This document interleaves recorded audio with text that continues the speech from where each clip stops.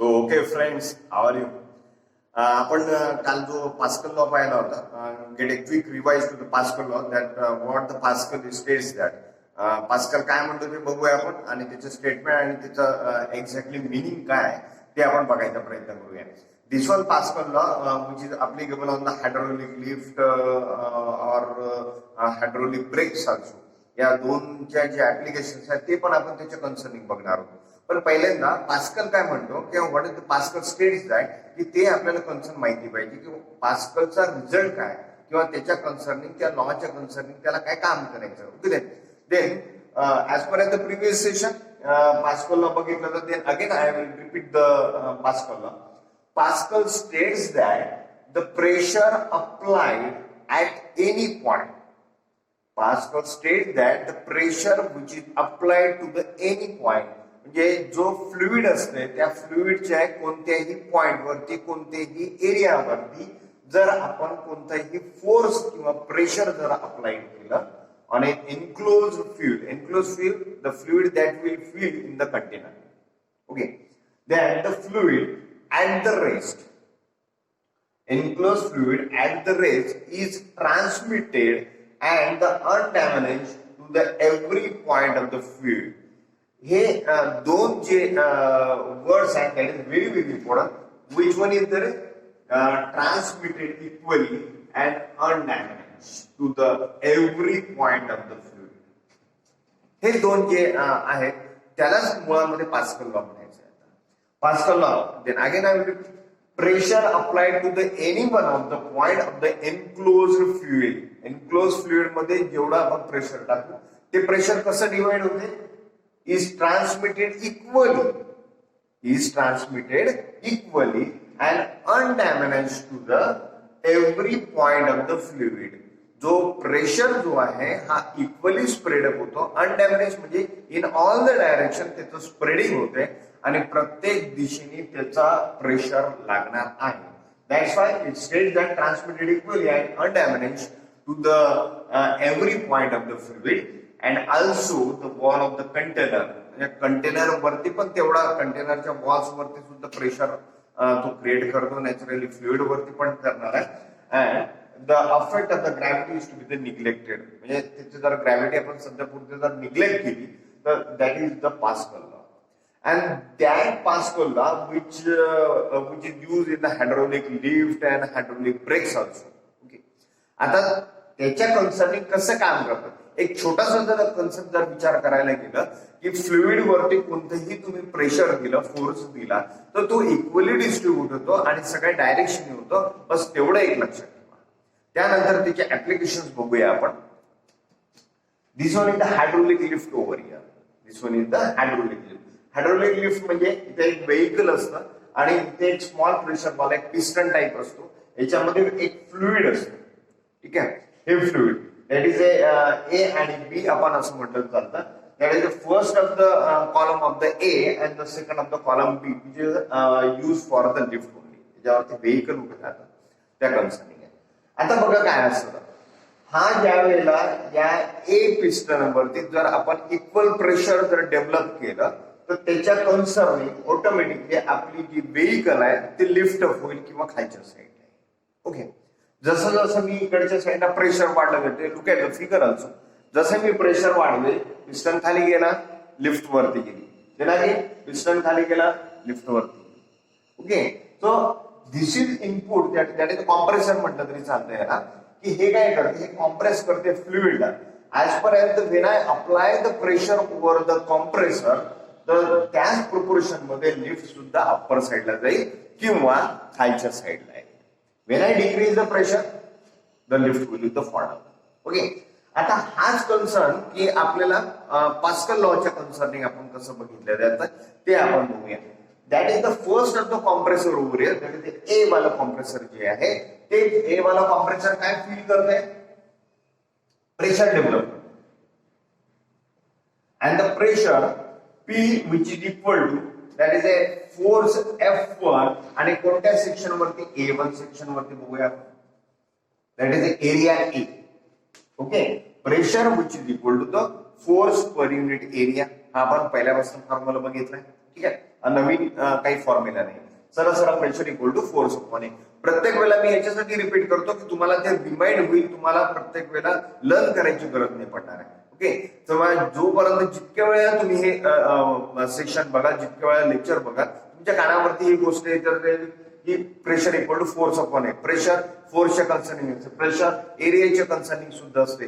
Pressure म्हणजे directly proportional to the force, म्हणजे force जेवढा अप्लाय करा प्रेशर तेवढं डेव्हलप होते. प्रेशर जेवढं अप्लाय करा नॅचरली फोर्सच्या रिलेटेड ते होईल आणि inversely proportional to the area. So that's why I repeat and repeat, that is the formula that you can remind or you can remember the formula without any hesitation. Okay, so P equal to F upon A.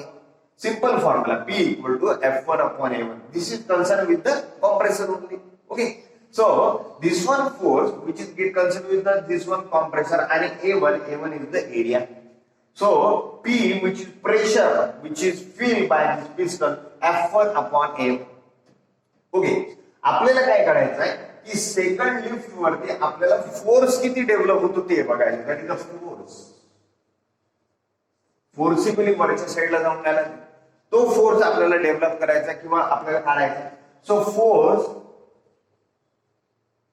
Bye the B, piston B, that is the pressure which is created on the A piston and the force B, but there is a difference in the volume also.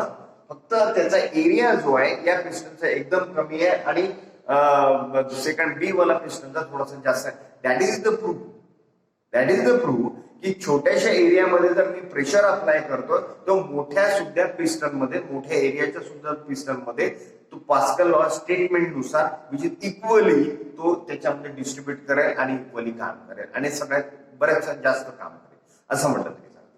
So P equal to F1 upon A1 and the force which is filled by the B, the force चा formula काय आहे आपण बघू शकतो.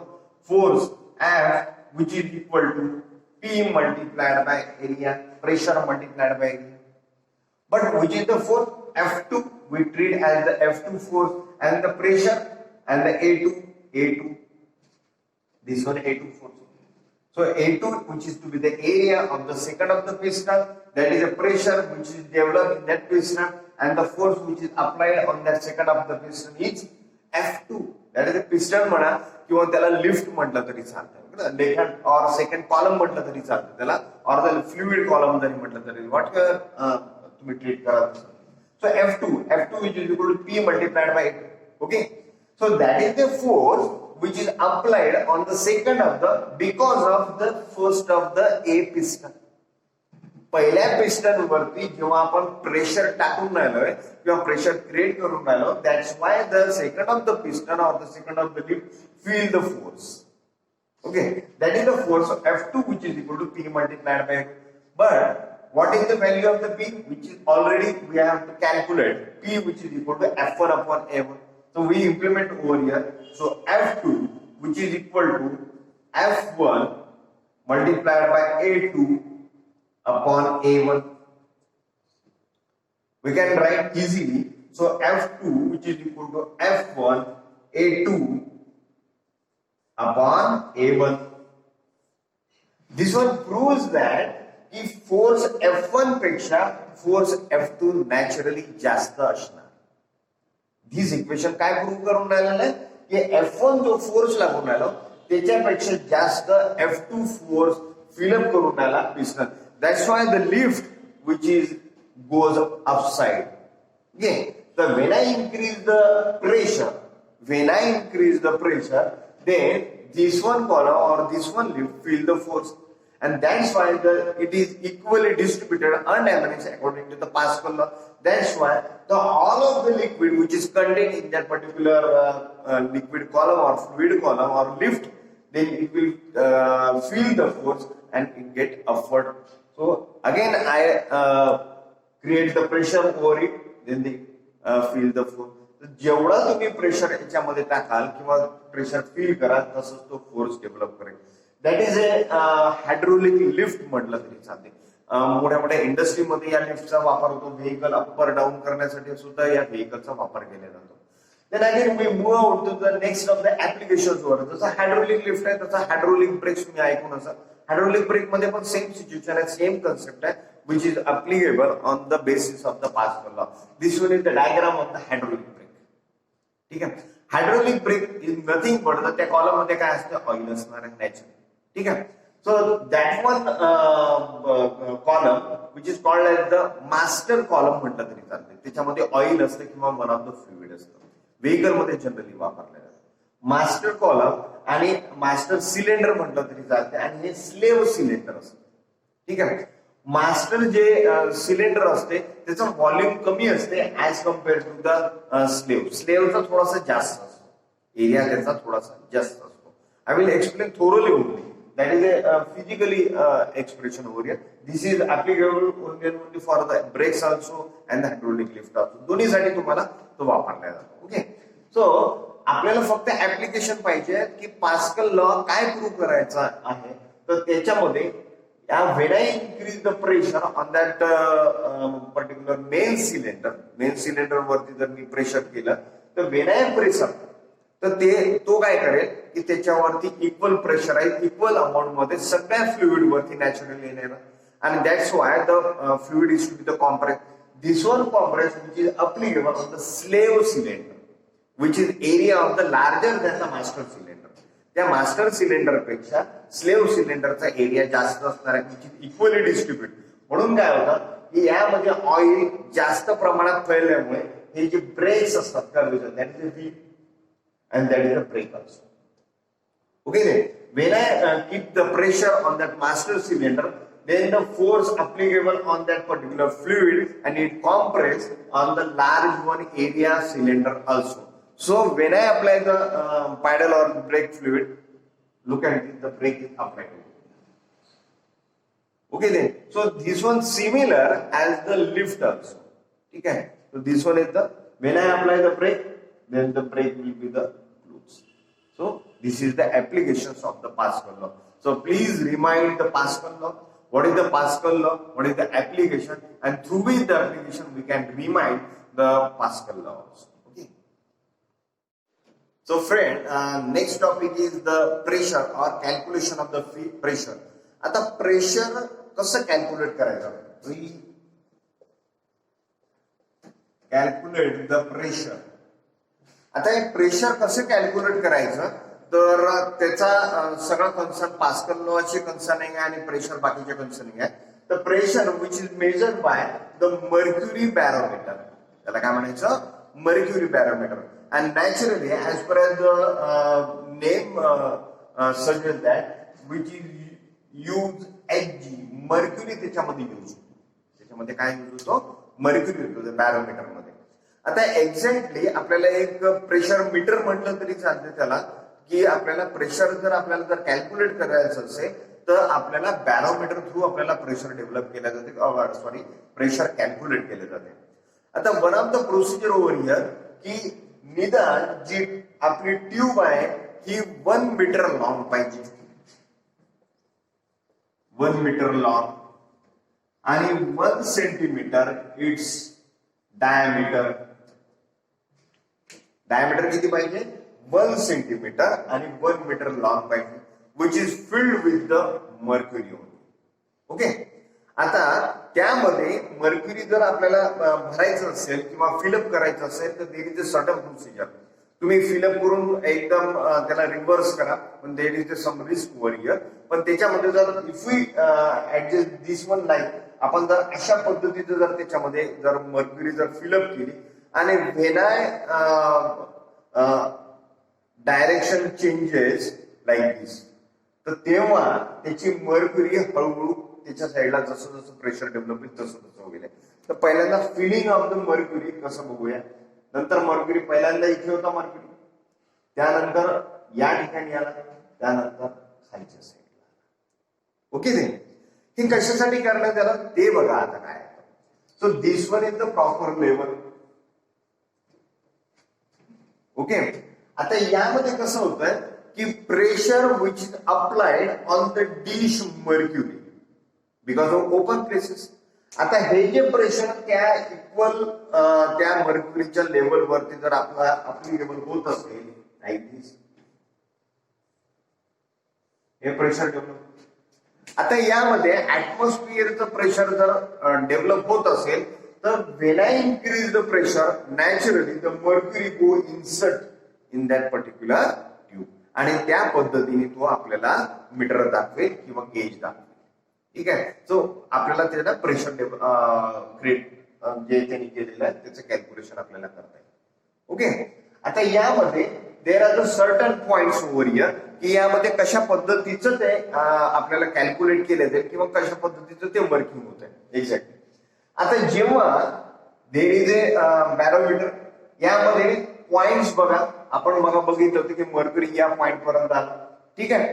When I incline this one barometer जेव्हा मी असं करतोय एकदम स्ट्रेट लाईन मध्ये 90 डिग्री मध्ये आला नॅचरली तो जो मर्क्युरी आहे from this position top position to the middle one जोपर्यंत this one pressure which is equal आहे इन दॅट पर्टिक्युलर कॉलम ते प्रेशर या ट्यूबच्या प्रेशरच्या बरोबर येत नाही तोपर्यंत तो स्टेडी होणार नाही.